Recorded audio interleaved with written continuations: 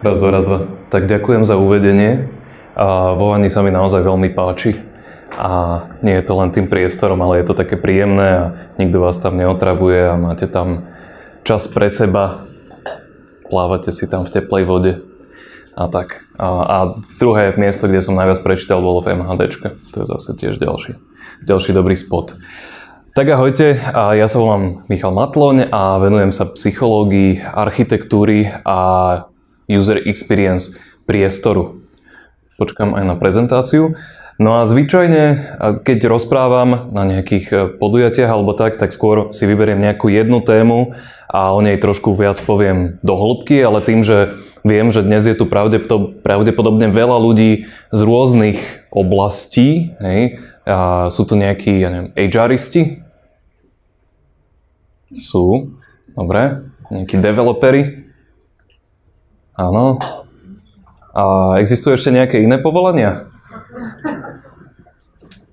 Kto tu je? Môžete vykriknúť. Customer experience. Dobre, takže 3 povolania tu máme. No a keďže je tu dnes taká širšia cieľovka, tak som si povedal, že skôr sa pozriem na tú tému toho user experience officeových priestorov z takého širšieho pohľadu. Aby ste dnes možno odišli s tým, že si uvedomíte, koľko je vlastne toho, čo nás každodenne pri našej práci v officeoch ovplyvňuje. No a ja to skúsim pomôcť. Škoda, že pri povolaniach nie je nejaký technik. Tak, dobre, už to ide. Výborne.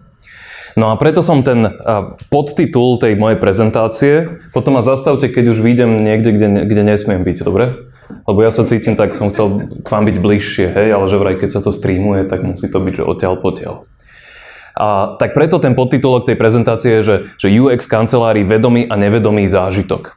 Pretože čo je zaujímavé na priestoroch, a možno to vlastne platí aj na user experience ako taký pri, povedzme, softveri, je to, že veľa z toho zážitku, ktorý človek má v tom priestore, si neuvedomuje. Pretože keď sa povie zážitok, tak si väčšina ľudí predtým predstaví niečo, o čom ja viem porozprávať. Hej, že čo som zažil, mám na to nejaké spomienky, nejaké emócie s tým spojené. Lenže v priestore funguje veľa vecí tak, že ovplyvňujú nejakým spôsobom priamo náš mozog, ale ovplyvňujú nás podvedome a my si ani neuvedomíme, že to, či sa cítime viac alebo menej vystresovaní, viac alebo menej unavení, alebo či nám to lepšie alebo horšie myslí, že to vôbec môže mať niečo spoločné s tým priestorom. No a to by som chcel aj takým trochu spôsobom demonštrovať dnes, že naozaj v tom priestore nás každodenne ovplyvňuje veľmi veľa vecí a preto na tom dizajne toho priestoru naozaj veľmi záleží. No a druhým takým špecifikom toho, že keď riešime ten user experience v kanceláriách, je to, že väčšina používateľov toho priestoru vlastne nie sú naši klienti. Ten klient je akoby jeden a je to abstraktný klient, čiže nejaká firma.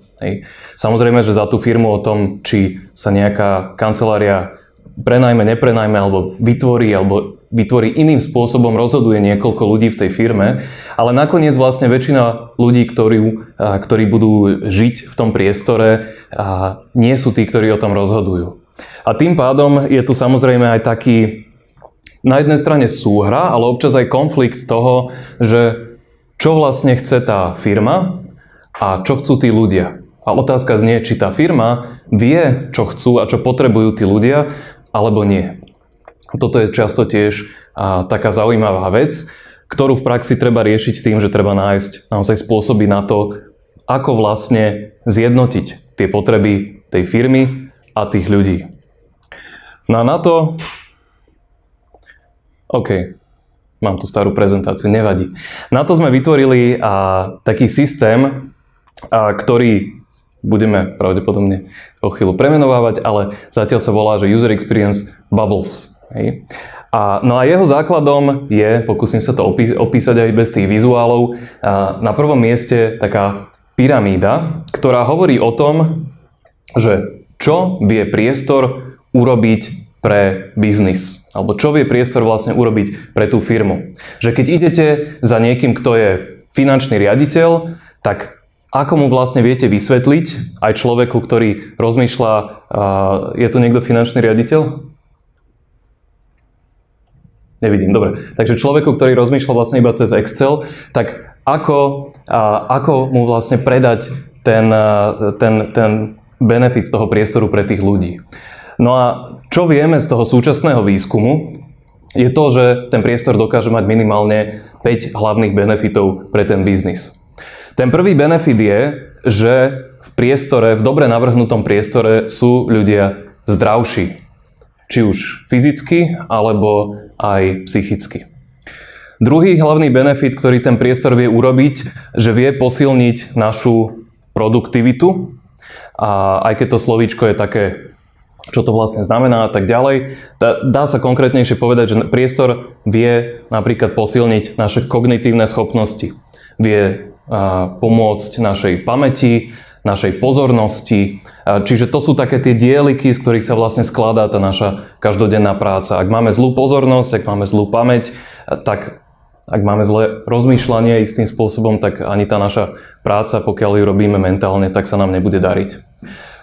Tretí spôsob je taký viac HRistický, čiže dobrý priestor nám vie pomôcť prilákať zamestnancov a takisto nám ich vie pomôcť udržať. No a štvrtý spôsob je, ktorý súvisí aj s týmito HRistickými vecami, je, že takýto dobrý priestor vie pomôcť zvýšiť engagement zamestnancov, čo je taká téma, o ktorej sa v tých HR-ových kruhoch dnes veľa hovorí, aspoň myslím.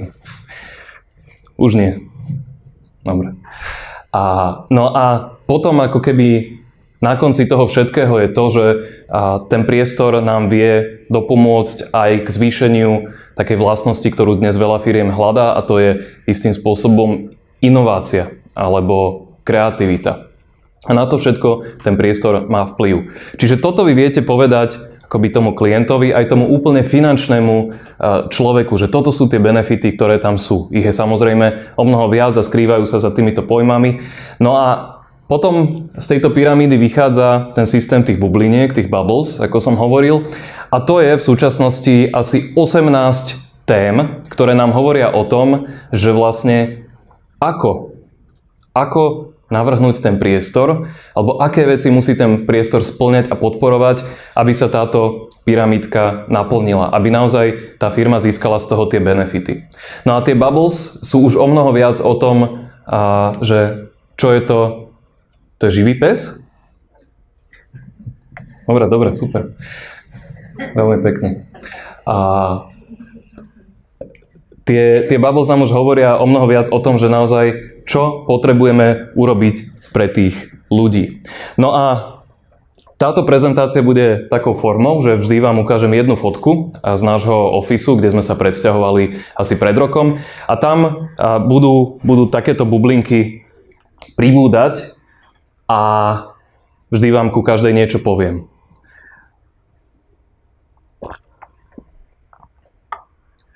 Zároveň som dostal informáciu, teraz z réžie, že mám vám pripomenúť, že je to slajdo. Takže môžete tam dávať otázky a pýtať sa. Dobre som povedal. Tak. Takže ste zamestnanec. Ste zamestnaní vo firme, ktorá má kanceláriu. A v rámci vášho dňa máte nejaký journey, user journey. Máte nejaký časový sled aktivít, ktoré robíte a robíte ich v rôznych priestoroch. No a poďme sa pozrieť na to, že čo takýto journey môže byť a čo vás v tom priestore pritom ovplyvňuje. Prichádzate do práce.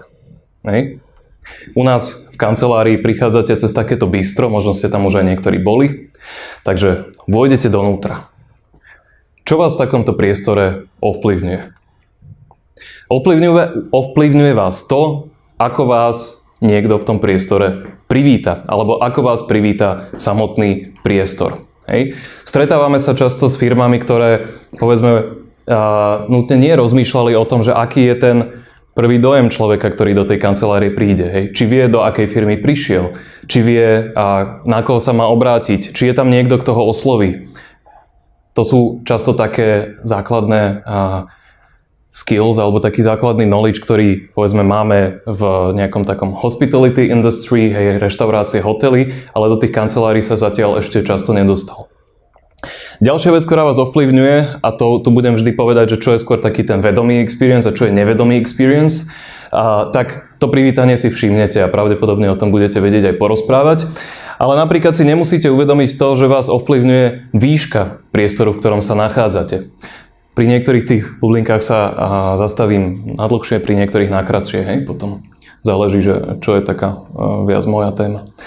A sú rôzne výskumy, ktoré ukazujú, že jedna z vecí, ktorá tá výška priestoru vie ovplyvniť, je práve napríklad kreativita. Hej.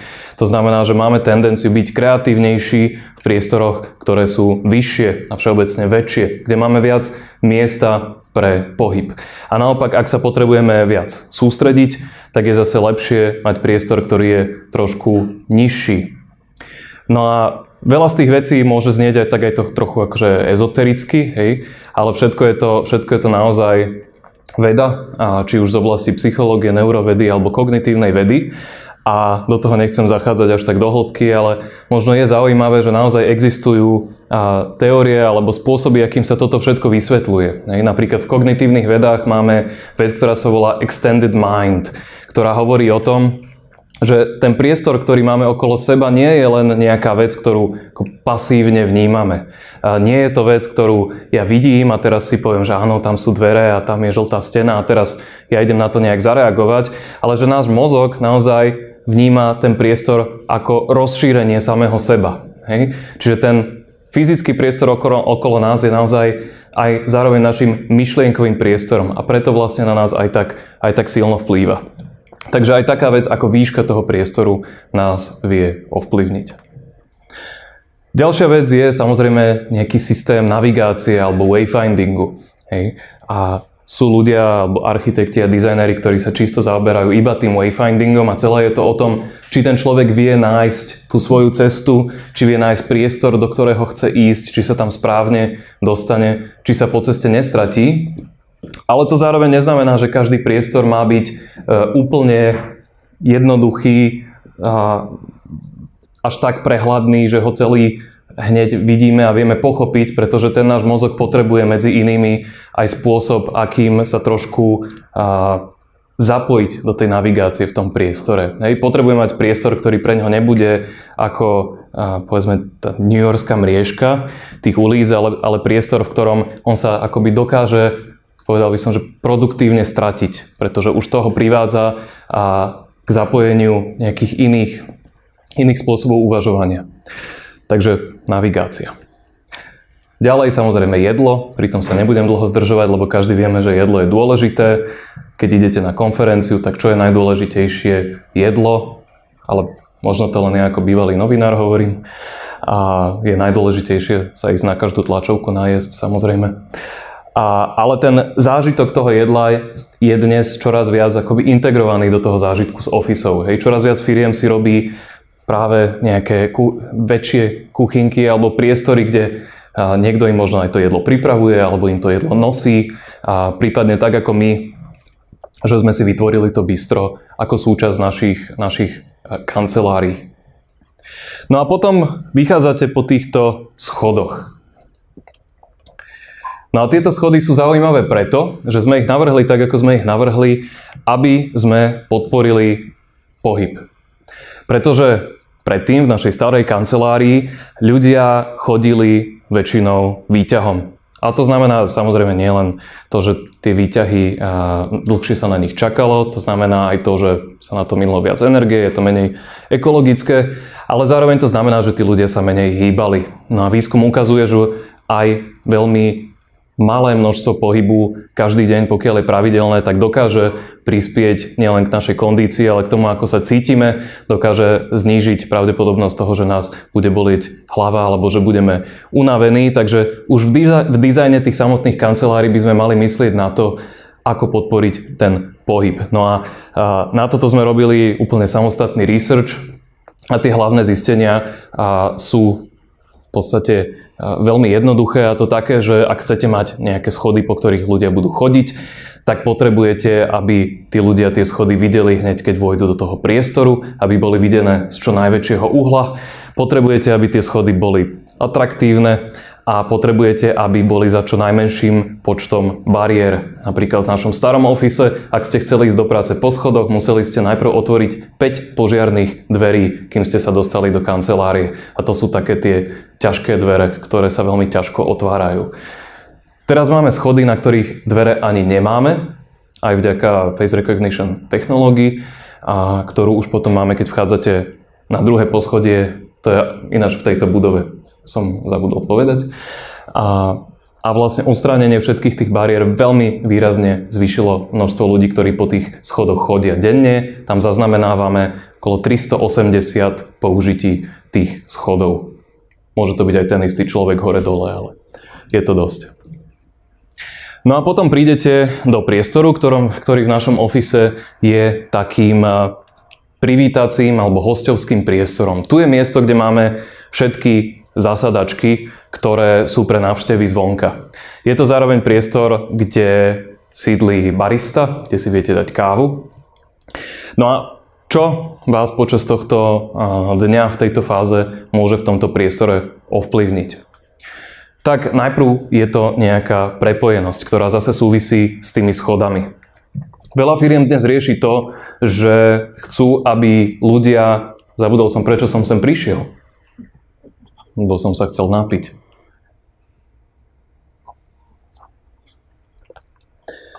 Veľa firiem dnes rieši to, ako podporiť, aby ľudia z rôznych oddelení spolupracovali viac.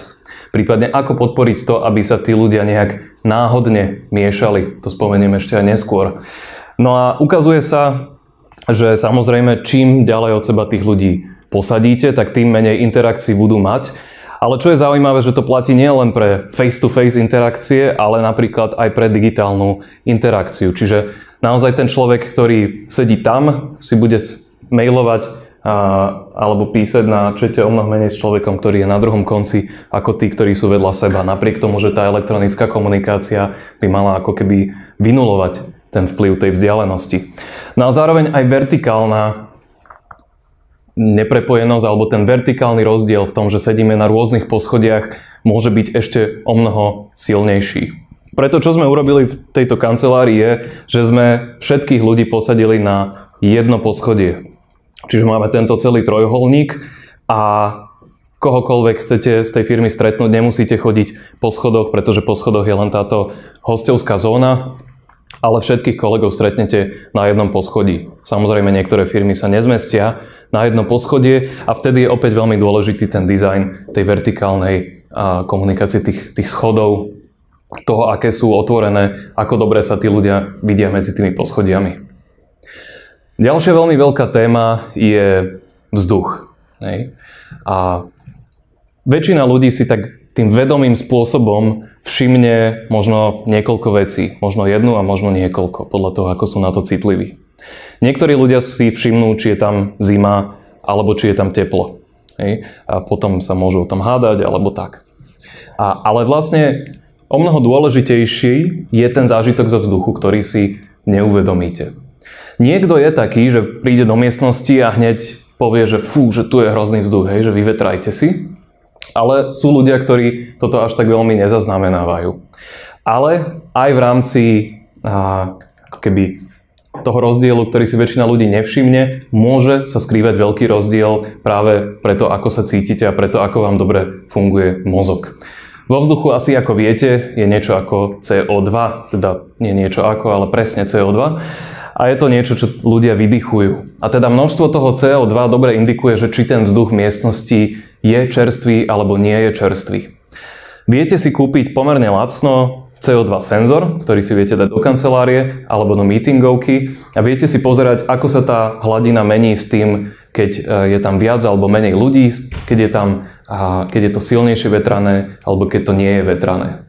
No a čo je problém s týmto CO2 je, že keď nám v miestnosti stúpne, tak dokáže naozaj výrazne ovplyvniť to, ako sme unavení, prípadne to, či nás bolí hlava. Čiže keď ste niekde dlho zatvorení v meetingovke na meetingu, minule som si povedal, že mohli by sme zase začať hovoriť, že porada, alebo tak. A tak možno, že to nie je, že ten meeting je nudný, ale že tam máte vysoké CO2 a preto všetci zaspávate. A vtedy je dobré vyvetrať, alebo mať dobrú vzduchotechniku. Hej. U nás sme napríklad použili vzduchotechniku, ktorá má senzor na CO2 a keď CO2 stúpa, tak automaticky začne do tej miestnosti vpúšťať o mnoho viac čerstvého vzduchu, čiže tie okná ani nemusíte otvárať. Ale pokiaľ nemáte u seba vzduchotechniku, tak je často dobrým riešením otvoriť to okno. No a v tom vzduchu je zároveň mnoho ďalších vecí, na ktorých záleží. Možno nie všetky sa prejavia hneď, nie zo všetkých budete hneď unavení, ale mnohé z nich vedia ovplyvniť vaše zdravie. Keď si kúpite nový koberec, napríklad doma, a cítite tú krásnu vôňu nového koberca, tak tá vás vlastne zabíja. Pretože v tom novom koberci sú látky, ktoré sa nazývajú VOC, alebo Volatile Organic Compounds. Sú to látky rôzne z nejakých takých lepidiel a ďalších chemikálií, ktoré sa používajú, či už v tých kobercoch, vo farbách, v nábytku a podobne. No a preto je veľmi dôležité, aby keď si robíte tú kanceláriu alebo vyberáte si do nej tie prvky, ktoré tam budú, prípadne to platí aj doma, je dobré sa pozerať po takom nábytku a takých materiálov, ktoré majú tie VOC nízke. Sú na to rôzne také certifikácie, viete si to často dohľadať a to je tiež dôležité na to, aby ste si dlhodobo udržali to zdravie. No, aby som pri tom vzduchu nebol tak dlho, napriek tomu, že je to veľmi zaujímavá téma, tak poďme ďalej. Ďalšia vec, ktorú som spomínal, sú práve tieto náhodné stretnutia. Je to tiež taká téma, ktorá sa teraz často rieši, veľa sa o tom píše, keď si prečítate niekde na ja neviem, Fast Company alebo tak všetko je to o tých náhodných stretnutiach, hej, Google kancelárie sú robené tak. Myslím, že sme mali skrat. Raz, dva.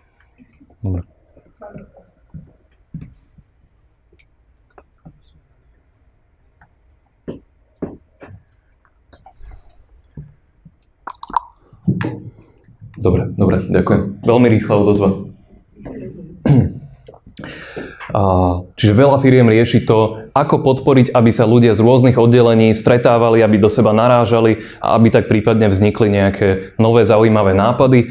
Alebo aby sa možno stalo to, že keď dizajner má nejaký problém a narazí do právnika a začnú sa rozprávať, možno spomenie, že má nejaký problém, tak vlastne ten právnik mu na to prinesie nejaké zaujímavé nové riešenie alebo nejaký zaujímavý pohľad. No a jeden zo spôsobov, ako toto podporiť, je, že navrhnete tie spoločné priestory v kancelárii, či už sú to samotné chodby, alebo sú to ďalšie také tie communal spaces typu kuchynky alebo miesto, kde máte kávu, tak aby sa tam tí ľudia stretávali. Čo sme urobili u nás je, že v rámci celého toho poschodia, kde pracuje okolo 400 až 450 ľudí, sme umiestnili iba jednu kuchynku. A umiestnili sme iba jednu zónu s kávovarom na celom tom poschodí. A samozrejme tie veci musíte navrhnúť tak, aby mali dostatočnú kapacitu pre všetkých tých ľudí. Ale čo sa tým stalo, podobne ako je to, myslím, aj tu, je, že zrazu v tom starom office sa všetci ľudia zdržiavali iba v tom mieste, ktoré mali najbližšie, v tej svojej kuchynke a podobne. A tým pádom mal som kolegov, kolegyne, ktorí boli napríklad účtovníci, ktorí boli na 3. poschodí, úplne vzadu, ešte zamknutí za špeciálnymi čipovými dverami. A za 2 roky, čo som tam pracoval, tak som ich nikdy nestretol. Ale tým, že tieto spoločné priestory sa zjednotili, tým, že vzniklo jedno miesto, kde všetci tí ľudia chodia, tak naozaj to funguje a odtedy som spoznal o mnoho viac tých svojich kolegov. Takže toto je jeden z tých spôsobov. Samozrejme, to stretnutie nestačí iniciovať, čiže nestačí urobiť chodbu tak, aby prepájala veľa rôznych oddelení, aby sa tam tí ľudia stretli, keď idú na záchod a mali tam spoločnú cestu, ale treba tým ľuďom umožniť aj to aby v tom stretnutí pokračovali. To znamená, že nie len, že sa stretnem na chodbe a rozprávam sa a zavadziam tam, ale že na tej chodbe mám aj dostupné nejaké miestečko, nejaký výklenok alebo nejakú sedačku, kde tí ľudia si môžu povedať, že dobre, že poď sa ešte pobaviť na 5 minút, hej? Aby si nemuseli bukovať zasadačku a hľadať ju a tak ďalej. Ďalšia téma. Prišli sme do práce, konečne. Trvalo nám to dosť dlho, ale už sme na svojom pracovnom mieste. Neostaneme tam celý deň, nebojte sa. Čo nás ovplyvňuje na takomto pracovnom mieste? Je to svetlo. Hej, opäť dosť veľká téma, podobne ako ten vzduch. No a tu je tiež veľa vecí, ktoré si možno ľudia neuvedomujú. Samozrejme, každý si všimne, či je tam pre tú jeho prácu alebo pre tú jeho preferenciu málo alebo veľa svetla. To si všimne každý, zase sa o tom môžete hádať a tak. Ale to svetlo má rôzne ďalšie vlastnosti, ktoré nás ovplyvňujú aj bez toho, aby sme si to uvedomili. Áno, potrebujete mať dostatok svetla, potrebujete mať svietidlo nastavené tak, aby vám nesvietilo do očí, ale aby svietilo na váš stôl. Potrebujete mať svetlo, ktoré vám neskreslí farby, najmä pokiaľ pracujete s vecami, ktoré majú nejakú farbu. A zároveň ale existuje niečo, čo sa volá, že cirkadiánne svietenie. Počuli ste už niekto o tom? Čiže náš mozog má v sebe také nejaké interné hodiny, ktoré regulujú, ako sa vypúšťajú rôzne hormóny, najmä tie, ktoré regulujú, či spíme, alebo či bdieme, či sa zobúdzame. No a tieto hodiny akoby idú samé, ale zároveň sa každý deň akoby štelujú, nastavujú sa tým, že sú vystavené dennému svetlu. Čiže prvý problém, pokiaľ nemáte dostatok denného svetla, tak dokonca sa vám vlastne zhoršuje spánok v noci, napriek tomu, že je to o mnoho hodín neskôr.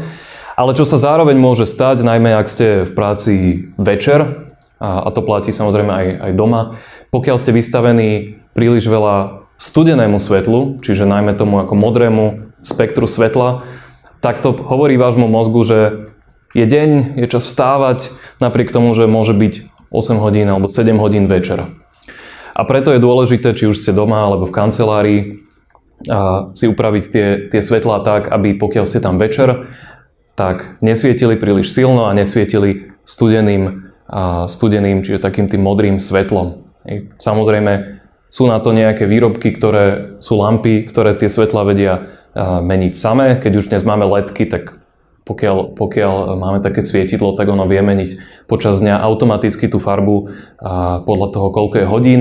Ale môžete si to urobiť aj sami, pretože viete si to svetlo stlmiť, viete si zapáliť nejakú malú lampičku so žiarovkou s teplým svetlom. Čiže opäť aj to svetlo má zase nejaké prvky, ktoré ľudia hneď vedia, že to ten ich zážitok kazí, hej, keď neviete čítať, lebo je svetlo slabé, alebo keď vám niečo svieti do očí, tak si to hneď uvedomíte, ale potom existujú témy ako to cirkadiánne svietenie, kde nezistíte, prečo sa vám horšie spí, alebo prečo sa cítite unavení. Ďalším dôležitým prvkom je akustika. Najmä keď už teda chcete pracovať, nielen keď ste na meetingu, aj keď aj tam je to dôležité, tak najviac vyrušení, ktoré ľudia zažívajú, prichádza práve cez vyrušenia akustické alebo audio vyrušenia. No a čo myslíte, že čo je taký zvuk, ktorý je pre človeka najviac rušivý? Nemusíte písať na slajdo, môžete aj takto. Kolegu.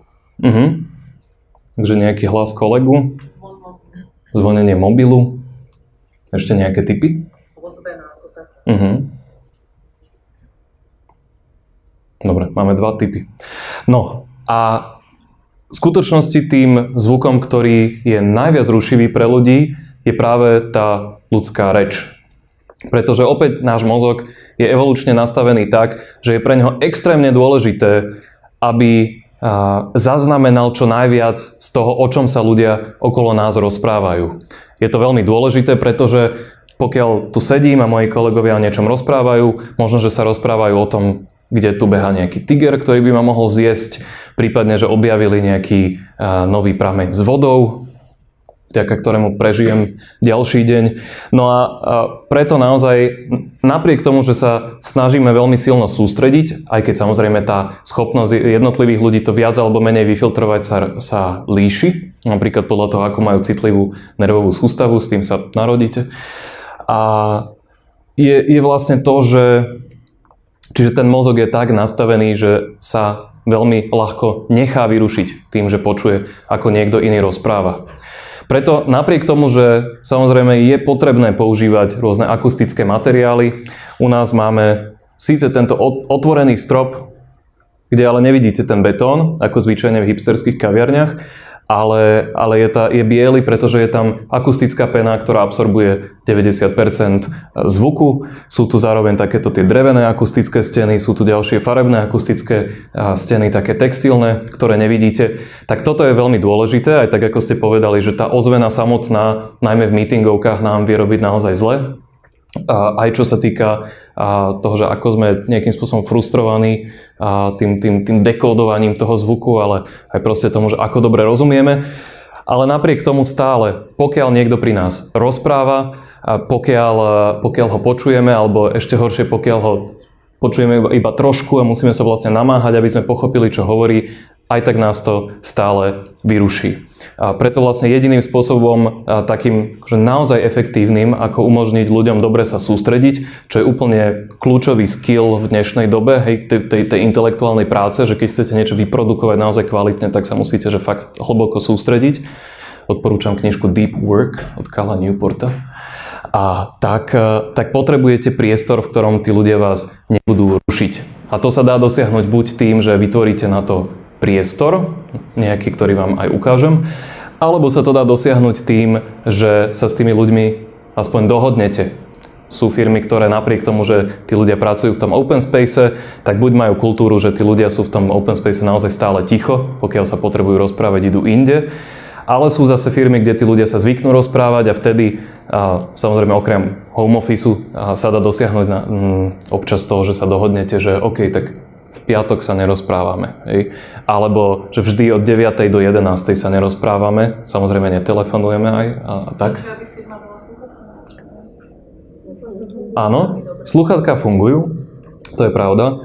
A u nás ale preferujeme väčšinou veci riešiť už tým samotným priestorom, lebo už keď si niekto musí dávať tie slúchadká, to vlastne znamená, že ten priestor nebol dobre navrhnutý na ten spôsob práce, ktorý tam tí ľudia robia. Hej, ale áno, slúchadlá, ja si...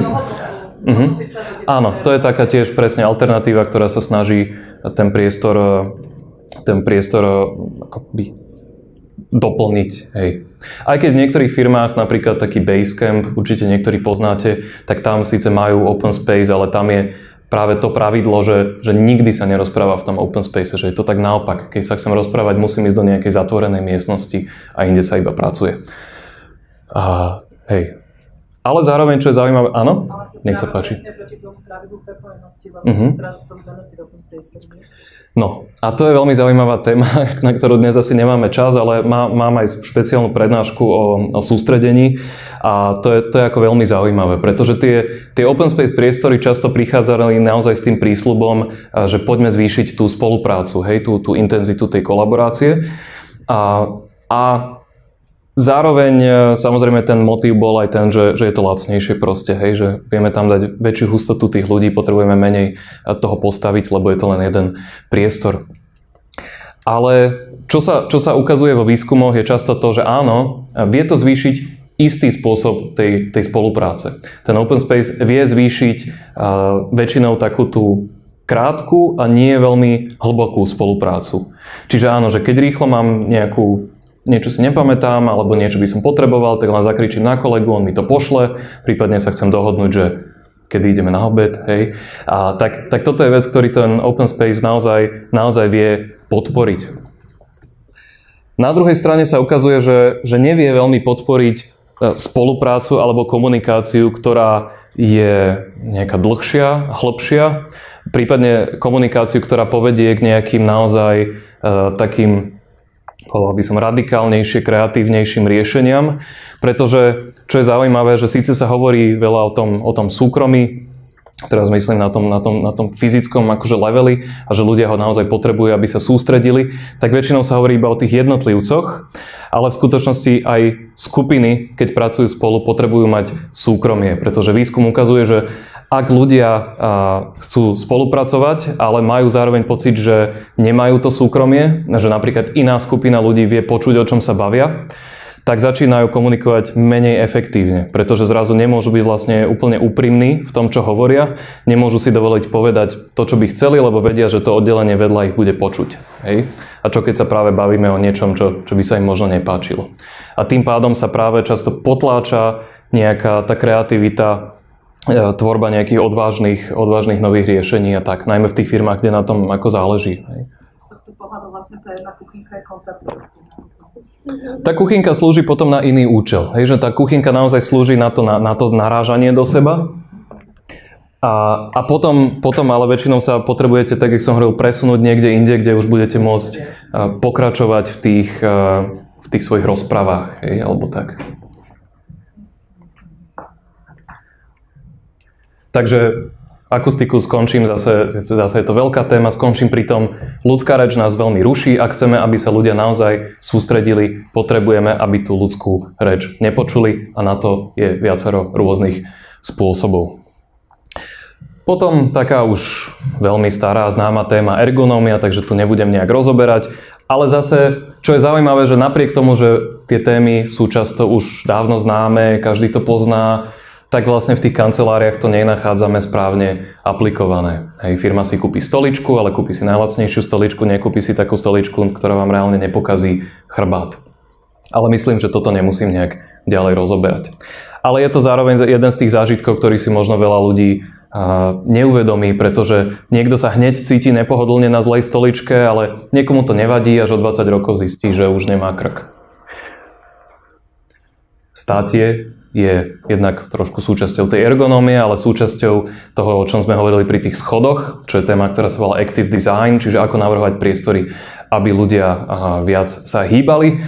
No a v rámci dňa môžete maximalizovať ten pohyb aj tým, že budete jednoducho robiť viacero takých malých úkonov, typu, že postaviť sa, alebo keď ste v autobuse, tak stáť miesto sedenia.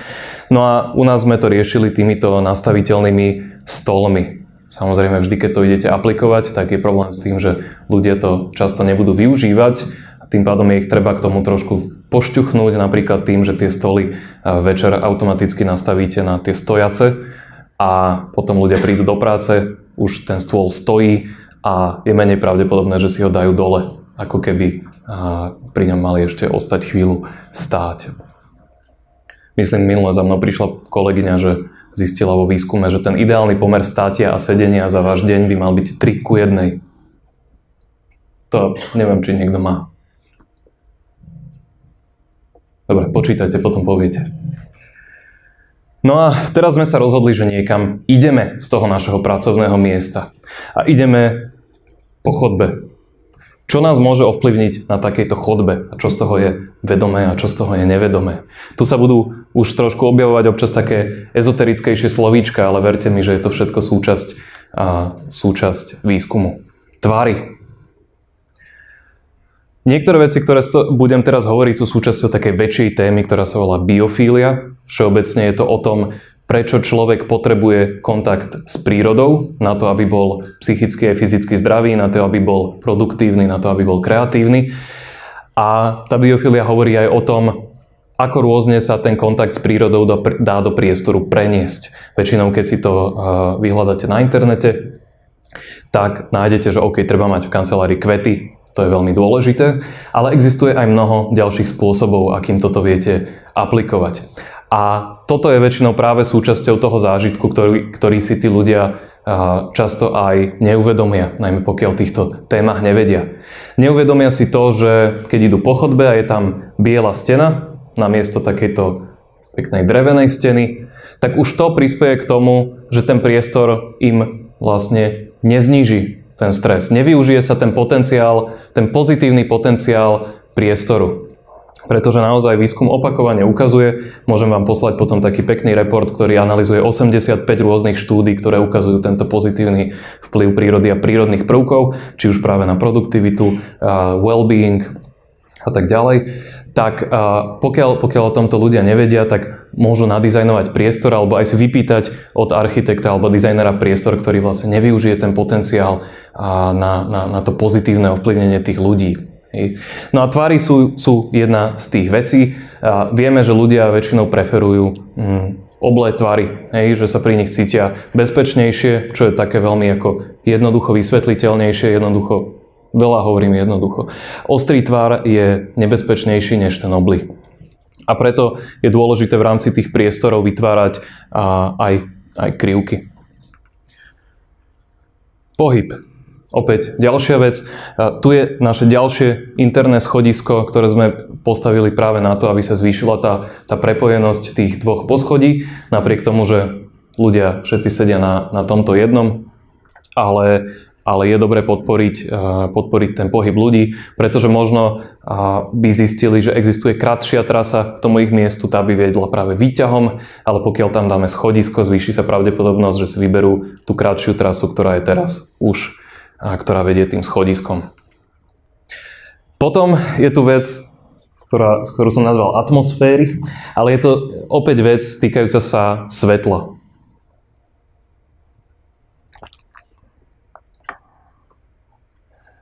Keď máme priestor, v ktorom nejako svietime, tak je dobré, preformulujem to ešte raz, v priestoroch ako kancelária je dobré mať rôzne typy svietenia v rôznych typoch priestorov. A to nie len takým tým technickým spôsobom, že teraz na nejakú kreatívnu prácu potrebujem viac svetla, pokiaľ si idem kresliť, ale ide aj o ten psychologický vplyv. Pokiaľ chceme tvoriť priestory, v ktorých sa ľudia dokážu mentálne obnoviť, čiže tam nastáva nejaká taká že mental restoration, tak je dobré voliť atmosféry toho svetla, ktoré sú kombinované jednak z takého nepriamého a skrytého svetla, čiže nepriame a skryté svetelné zdroje. To často aj ľudia preferujú, čiže sú výskumy, ktoré ukazujú, že aj keď máte svetlo nad stolom, ktoré ale nesvieti na ňo priamo, ale svieti najprv do stropu a potom dole, že ľudia sa s tým cítia príjemnejšie, ale zároveň svetlá, ktoré vytvárajú nejaký viac dramatický spôsob toho osvetlenia. Ľudia sa budú cítiť o mnoho menej príjemne v kancelárii, ktorá je pevne nasvietená ako fabrika jedným studeným plochým svetlom. Hej? Potrebujeme mať priestory, ktoré vlastne týmto spôsobom kopírujú náš zážitok v prírode, kde keď sa presúvame, tak zažívame rôzne svetelné atmosféry. Občas vybehneme na pole, tam na nás svieti priame silné svetlo, občas zájdeme do lesa, tam svetlo prechádza cez koruny stromov a toto všetko sú veci, ktoré my potrebujeme v rámci toho priestoru nasimulovať, pretože ľudia trávia naozaj obrovský čas vnútri a ten zážitok z tej prírody, ktorý na nás naozaj vplýva pozitívne, im chýba. Zároveň je tu ďalší ezoterický pojem, ktorý sa volá záhadnosť. Je to opäť niečo v tej prvok tej biofílie.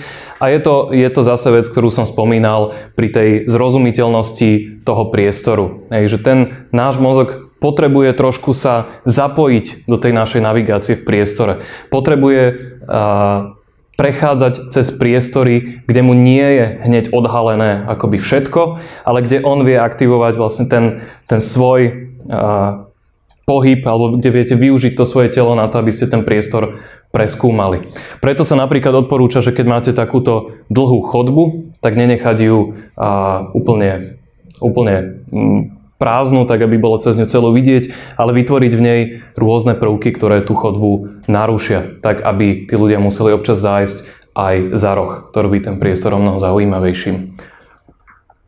No a tu už som spomínal to sústredenie, na to máme takúto knižnicu, kde je opäť dôležité to súkromie a tu len pridám k tomu akustickému súkromiu, čiže nepočuť iných ľudí, aj akustické súkromie smerom von. To znamená, že lepšie sa nám sústredí, ak iní ľudia nepočujú nás ak nemusíme premýšľať, že keď zakašleme, tak, pardon, boli ste taká dobrá obeť, že keď zakašleme, takže to ostatných nevyruší. No a rovnako je dôležité aj vizuálne súkromie, pretože podobne ako nás rušia tie hlasy ľudí, tak nás vie vyrušiť aj to, že sa tam niekto iný nachádza, že tam napríklad prejde. Výskum ukazuje, že sme omnoho lepší v kreatívnych úlohách, keď sa okolo nás nenachádzajú žiadni iní ľudia.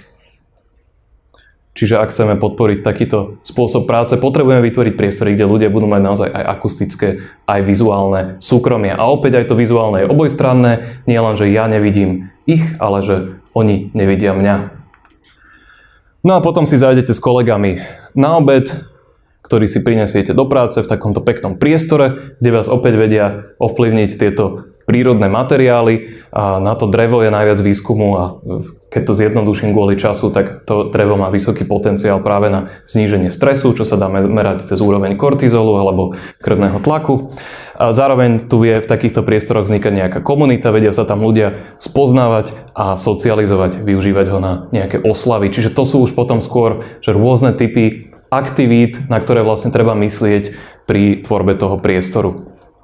No a po takom obede si chcete trošku pospať, tak si zájdete do Neprúmu, kde si môžete oddychnúť. Ideálne by sme všetci mali po obede spať, pretože to je pre nás také pomerne prirodzené. Najviac tých živín sa nám v strebe, aj keď pozor, nie som odborník na výživu, takže neberte to odo mňa doslovne, práve keď vieme sa fyzicky uvoľniť po tom jedle. Takže Neprúm. Pri tých 400 ľudí som naraz naje, tak... Áno, potom si musia dať skupinový oddych na chodbe, tak to sa poukladajú na spacákoch. Zaviedli sme to, je to teraz pre jedného človeka viac menej, pretože sme boli veľmi zvedaví, ako ľudia si na to vôbec zvyknú. Hej. Zatiaľ je to pomerne dostupné, nie je s tým až taký veľký problém. No a zároveň je treba vytvoriť priestory, v ktorých sa naozaj tí ľudia môžu skryť. Nie len na to sústredenie, ale aj na to mentálne obnovenie. Ľudia sa chodia skrývať často na záchod v ofisoch, keď sa nemajú kde inde schovať. Tam napríklad plačú, alebo si pozerajú mobil, alebo si len trochu vydýchnú, najmä keď sú introverti, ako ja. A preto je lepšie poskytnúť priestory iné než záchody, kde tí ľudia sa môžu skryť. No a potom a potom prostredníctvom umenia a ďalších podobných kreatívnych vnemov vieme tiež podporiť práve tú kreativitu, ktorú my to nazývame, že je to vlastne inšpiratívna fáza toho kreatívneho procesu. Zároveň sú dôležité samozrejme technológie. Teraz ste prišli na meeting, len som dostal už signalizáciu, že trošku to naťahujem, tak budem takto stručnejší. Čiže technológie si každý vie predstaviť. Je to zároveň flexibilita toho priestoru, na ktorú treba myslieť. A najmä pokiaľ sme firma, ktoré máme obmedzené prostriedky a potrebujeme čo najviac vyťažiť z priestoru, ktorý máme. Často nemôžeme mať zároveň veľa malých, aj veľa veľkých zásadačiek a dá sa na to používať rôzne flexibilné riešenia. No a takisto je dôležitá dostupnosť, ktorú nám vie pokryť aj technológia. To bude určite spomínať Samo, ktorý ide po mne. No a potom si vybehnete na terasu, kde je to dobré denné svetlo. Sú tam opäť materiály, nie len to drevo, ale v prípade Twin City aj tieto tehličky, ktoré sú tiež pre náš mozog celkom fajn, pretože to tak samozrejme veľmi zovšeobecňujem, ale náš mozog nemá rád, pokiaľ je v prostredí nejaká veľká, jednofarebná, hladká plocha, pretože na nej nemá ako zachytiť tú svoju pozornosť. A je omnoho lepšie, keď materiály, najmä na takýchto väčších plochách, sú nejakým spôsobom hrubé, rôznorodé, nepravidelné a takýmto väčším spôsobom prírodné. No a zeleň je tiež veľmi dobrá. No a nakoniec vás vedia ovplyvniť aj farby. Je to taká téma, že veľa sa o tom hovorí, ale ten research za tým je, povedal by som, že konzervatívnejší, než sa o tom bežne hovorí. Čo ale vieme práve z tejto biofilickej teórie je, že opäť prírodné farby, ktoré to môžete vidieť, či už farba toho dreva, alebo zelená farba toho koberca, alebo tam tej sedačky, na nás vedia mať ten restoratívny účinok. Zároveň je dôležité, aby ten priestor bol útulný, najmä pre tie restoratívne priestory. A Toto sú teda rôzne témy, ktoré nás v tom office vedia ovplyvniť. Čiže skúste sa zamyslieť, keď prídete do svojej kancelárie, čo všetko z toho je tam vlastne aplikované, na čo všetko autori toho priestoru mysleli, čo by vám možno mohlo pomôcť pri vašom ďalšom sťahovaní, prípadne čo z toho by sa dalo upraviť, aby sa vám tam pracovalo lepšie. No a samozrejme, keď budete chcieť, dám vám na mňa kontakt, prípadne na mojich kolegov, ktorí sa týmto zaoberajú, ak by ste sa potrebovali nejak poradiť, alebo ak by ste chceli riešiť nejaké priestory pre svoju firmu. Takže ja vám ďakujem a keď chcete, môžete sa so mnou spojiť. Ak máte radšej informácie a myšlienky, tak na LinkedIne, ak máte radšej obrázky, tak na Instagrame. Ďakujem.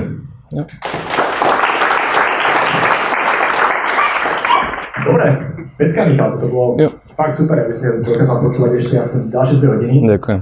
Ale podľa mňa ďalší údel si vyľaduje trošku oddychu. Tak vám doprajme. Psychológ, tak vieš. Psík sa potrebuje jesť vycikať. Máme tu pár otázok na slide, ktoré by sme asi mohli zodpovedať. Tak, prvá, ktorá má najviac hlasov, je, že nebolo by na... Akým spôsobom testujete miestové dizajnové návrhy, hypotézy? Vedel by to autor špecifikovať, že čo ty myslí? Chvíľočku, je to na mikrofóne. Čau. No a to bolo myslené, že predpokladám, že vychádzate teda z nejakých informácií alebo nejakých štúdií, ktoré boli urobené, ale akým spôsobom otestujete, že taká myšlienka, takýto návrh alebo niečo, čo teda máte z nejakej inej štúdie, bude fungovať aj v tomto kontexte. Či testujete nejako s používateľmi alebo nejakým prototypovaním, ako to funguje? Ďakujem. OK. A väčšinou do toho procesu, keď už robíme s nejakými klientami, tak vchádzajú tri také hlavné piliere toho, že z čoho čerpáme, ku ktorým sa dajú pridať ešte ďalšie. Prvý je to, že máme nejaký body of knowledge, hej? Máme nejaký výskum, ktorý v dostatočnej miere zovšeobecňuje, že keď urobíte toto, tak to spraví toto. Samozrejme, kontext to vždy nejako ovplyvňuje, ale pri veľa veciach sa dá povedať, že sme si dostatočne istí vzhľadom na výskum, že toto nám pomôže k tomuto cieľu. Druhý body of knowledge, ktorý vždy treba vziať do úvahy, je samozrejme vedenie tej firmy, pretože to si objednáva tú kanceláriu a preto oni majú nejaké špecifické či už predstavy, ale najmä, na čo sa pýtame, sú predstavy, ktoré sa týkajú toho ich biznisu samotného. Hej. Čo je nejaká vaša stratégia do budúcnosti? Čo by ste v tej firme spolu s tým sťahovaním chceli zmeniť? Hej. Čo by ten priestor podľa vás mal podporovať? Čo sú nejaké vaše hodnoty alebo značka, ktorú ten priestor by mal vyjadrovať? Takže toto je tretí prístup, ktorý väčšinou prebieha cez nejaké intervia a workshopy s tým vedením. Tretí pilier, ktorý do toho ide a ktorý zase zvyšuje tú istotu toho, že to bude dobré a že to bude fungovať, je výskum na tých samotných používateľoch. To znamená, že predtým, ako dizajnujeme tie kancelárie, tak sa robí množstvo výskumu vo forme dotazníkov, ktoré merajú to, akým spôsobom tí ľudia pracujú, čiže napríklad aké aktivity robia počas svojho dňa, ktoré sú pre nich dôležité, ako veľa času venujú jednotlivým aktivitám. Vieme zmerať ich spokojnosť, tak aby sme ju vedeli overiť potom aj po tom sťahovaní, čiže nejaký pre- and post-occupancy.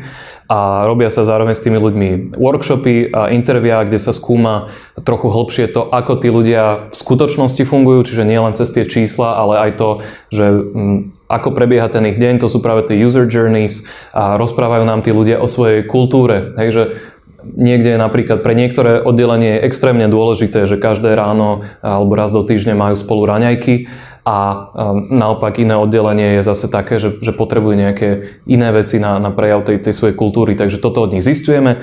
Ďalej používame senzory, ktoré merajú napríklad to, ako sa používajú tie zasadačky alebo celkovo ako sa využíva ten priestor, či máme objektívne dáta, podľa ktorých to vieme navrhnúť. Robia sa tak etnografické pozorovania, kde vlastne aj pozeráme, ako ľudia tí žijú v tom priestore bez toho, aby sme sa s nimi bavili a tak. Čiže toto sú také tri hlavné piliere, ktoré pomerne dobrým spôsobom potom že maximalizujú tú pravdepodobnosť, že ten priestor splní to, čo má a že bude robiť to, čo očakávame.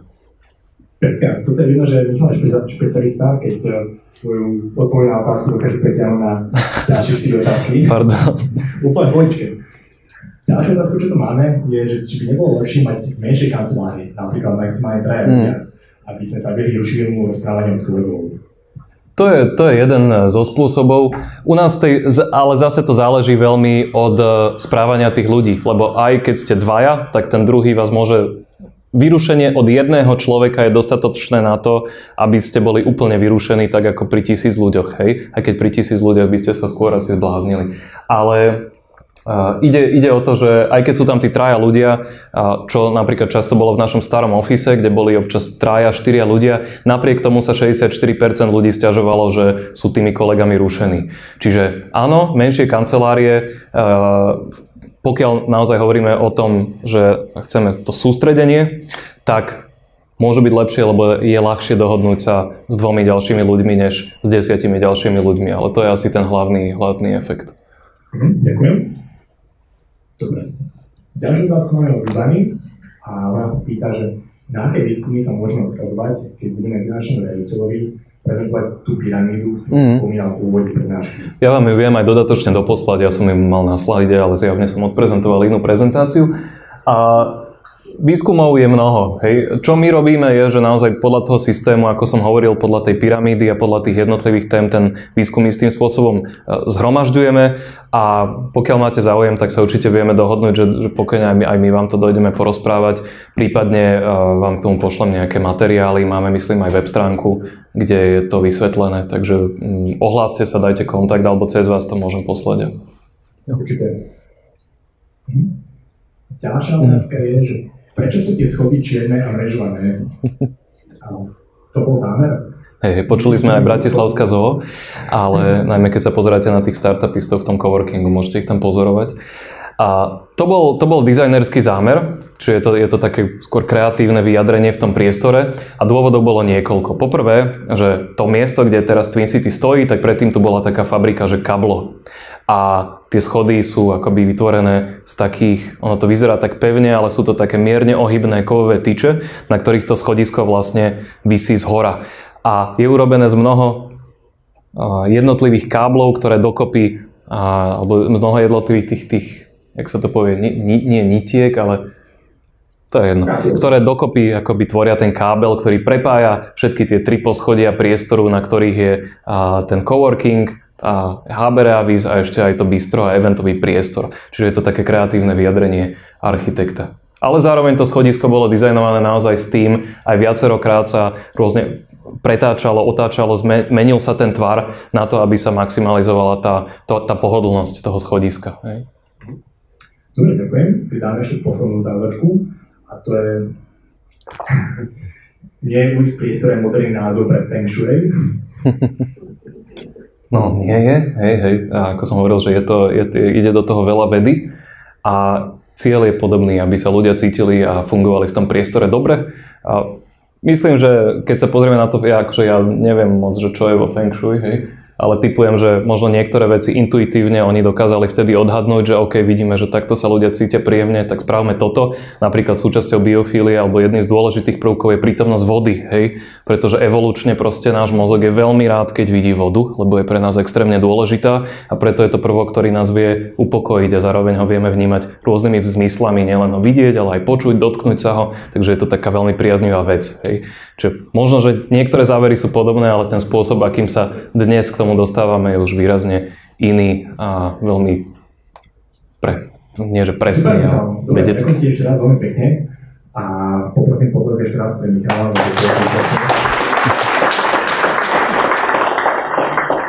Ďakujem.